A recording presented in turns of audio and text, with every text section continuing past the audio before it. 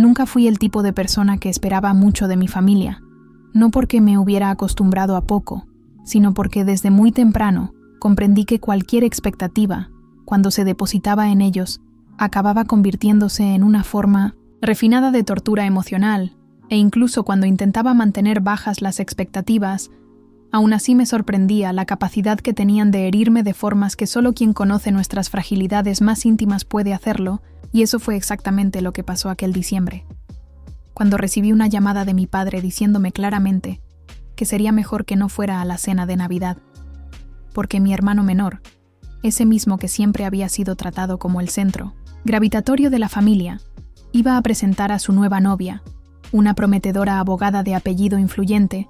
que trabajaba en uno de los bufetes más prestigiosos de la capital, y no querían que nada estropeara la ocasión, nada que pudiera desviar la atención o causar incomodidad, y cuando le pregunté qué podía representar exactamente ese nada, adudó, pero no por mucho tiempo, porque enseguida dijo, con la frialdad que solo él podía emplear incluso en momentos familiares: ya sabes cómo es. Tu presencia tiende a generar incomodidad. Y yo quise preguntarle si la incomodidad provenía del hecho de que yo había construido mi empresa sola, sin su apoyo, o si era porque me había negado a seguir el modelo de sumisión y conformismo que esperaban de mí. Pero me callé, como me había callado durante la mayor parte de mi vida, porque si hay algo que he aprendido a lo largo de los años es que, en las discusiones con ellos, la lógica y la razón siempre perdían frente a las conveniencias de la narrativa familiar, aquella en la que yo era la hija difícil, la rebelde, la que hacía todo al revés, mientras que mi hermano era el hijo que representaba el orgullo y la estabilidad, a pesar de su interminable serie de fracasos encubiertos con excusas sofisticadas, y así fue, excluida sin rodeos, que pasé la Navidad sola, sentada en el sofá de mi ático, mirando las luces de la ciudad a través de las amplias ventanas, tratando de no pensar en cómo, incluso después de todo lo que había logrado, todavía me dolía que me trataran como una pieza desechable en su tablero, y ese dolor, en lugar de paralizarme, me encendió por dentro, me hizo trabajar aún más duro en los proyectos de mi empresa, me llevó a revisar estrategias, rediseñar campañas, reestructurar sectores enteros, y fue precisamente en ese impulso de productividad dolorosa que 3 meses después, mientras revisaba un informe financiero, recibí una notificación del Departamento de Recursos Humanos. Un nuevo candidato se había inscrito para el puesto de gerente de proyectos, alguien llamado Daniel Vieira, y cuando abrí el currículum y leí la información, tardé unos segundos en asimilar que se trataba de mi hermano, el mismo que meses antes me había excluido de la Navidad, por miedo a que le hiciera sombra al presentar a su novia. Y ahora, irónicamente, estaba allí, solicitando trabajar en la empresa que yo había fundado con mi sudor y mis noches de insomnio, sin tener ni idea de que era yo quien tomaría la decisión final sobre su contratación. Y eso me provocó una mezcla de sentimientos tan contradictorios que tuve que respirar profundamente durante varios minutos antes de llamar a mi directora, DRR, HH, y pedirle que continuara con la selección normalmente, sin tratarlo de forma diferente, sin favoritismos, pero con la condición de que yo observara la entrevista sin que él supiera quién era yo, y así se hizo. Y cuando llegó el día de la entrevista, me senté detrás del cristal espejado de la sala de observación,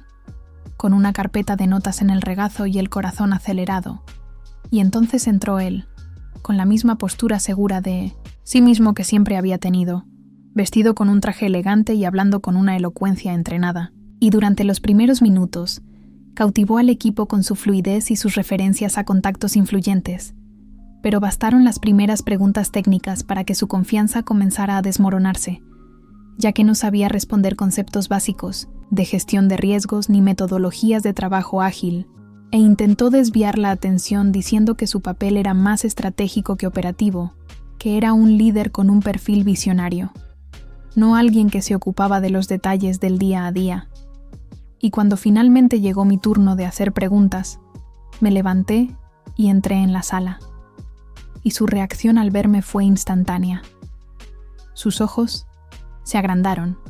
su piel palideció, y tragó saliva como si hubiera visto un fantasma. Pero no era un fantasma, solo era yo, la hermana olvidada, la misma a la que había menospreciado, ahora en una posición de autoridad frente a él. Y me presenté, formalmente, manteniendo la compostura, diciendo que tomaría algunas decisiones importantes basadas en esa entrevista, y al comenzar a preguntarle sobre puntos del currículum que estaban claramente exagerados, como el dominio de lenguajes de programación que yo sabía que apenas conocía, o la participación en proyectos que en realidad habían sido liderados por otros, se fue encogiendo en la silla, y al final le agradecí su presencia y le dije que HH se pondría en contacto con él, y cuando se marchó, la sala quedó sumida en un silencio tenso que solo fue roto por mi directora técnica, que dijo en voz baja: «Ha sido revelador». Y yo solo asentí, porque en ese momento lo que más me atravesaba era la conciencia de que, por fin, por primera vez, él me había visto de verdad. No como la hermana menor que vivía al margen de la familia, sino como la mujer, que había construido algo sólido sin necesidad de apellidos ni favores, y lo que sucedió después fue aún más inesperado, ya que al día siguiente volvió a la empresa, exigiendo hablar conmigo, y trajo consigo a nuestros padres, que irrumpieron en mi oficina como si fueran personajes de una obra de teatro desorganizada, con expresiones confusas entre la indignación y el shock, diciendo que había avergonzado a la familia, que era cruel exponer a mi hermano de esa manera. Y yo, que durante tanto tiempo me había anulado para evitar conflictos, me mantuve firme. Les expliqué que había sido solo un proceso de selección como cualquier otro, que si él no estaba preparado, no era culpa mía. Y cuando mi padre alzó la voz diciendo que era mi obligación ayudarlo, le pregunté con todas las letras si también era obligación de ellos ayudarme cuando lo necesité, cuando trabajé en 3 empleos para pagar la universidad, cuando fundé mi empresa viviendo en un apartamento con goteras y contando cada bocado. Y mi madre, visiblemente incómoda, intentó suavizar diciendo que todo se había hecho pensando en el bien de la familia. Y yo respondí que yo también formaba parte de esa familia, al menos eso era lo que me habían dicho, y que si ahora, de repente, era útil porque tenía algo que ofrecer, entonces tal vez era hora de redefinir lo que significaba familia para nosotros, y en ese momento, ante la firmeza que tanto me había costado cultivar, se callaron. Y cuando finalmente salieron de mi sala, dejando un rastro de silencios y miradas evasivas, sentí una especie de liberación interna, como si hubiera roto las últimas cadenas que aún me ataban a una versión antigua de mí misma, y en los días siguientes continué con mi vida, hasta que una semana después, para mi sorpresa, Daniel se puso en contacto con HH. De nuevo, esta vez pidiendo que se le tuviera en cuenta para un puesto junior, dispuesto a empezar de cero, y después de pensarlo mucho, autoricé su contratación, no por caridad, sino porque en el fondo quería ver si era capaz de aprender algo cuando tuviera que ganarse cada paso. Y en los meses siguientes, llegó temprano, trabajó duro, se mantuvo discreto, y poco a poco se ganó el respeto del equipo. Y un día, al final de una reunión, se acercó a mí y me dijo: «Nunca entendí por lo que pasaste, pero hoy lo veo un poco». Y yo, sin emocionarme, solo le dije: «Sigue viendo».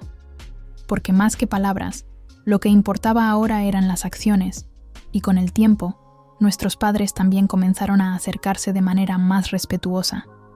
Mi madre empezó a llamar para preguntar cómo iba el trabajo, y mi padre me envió un artículo sobre tecnología diciendo que se había acordado de mí. Y yo, aunque desconfiada, acepté esos gestos como quien acepta los primeros rayos de sol después de un invierno demasiado largo, porque sabía que tal vez nunca tendríamos la relación con la que había soñado en mi infancia, pero ahora, al menos, podíamos empezar de cero, como había hecho mi hermano. Y eso, por sí solo, ya era una victoria.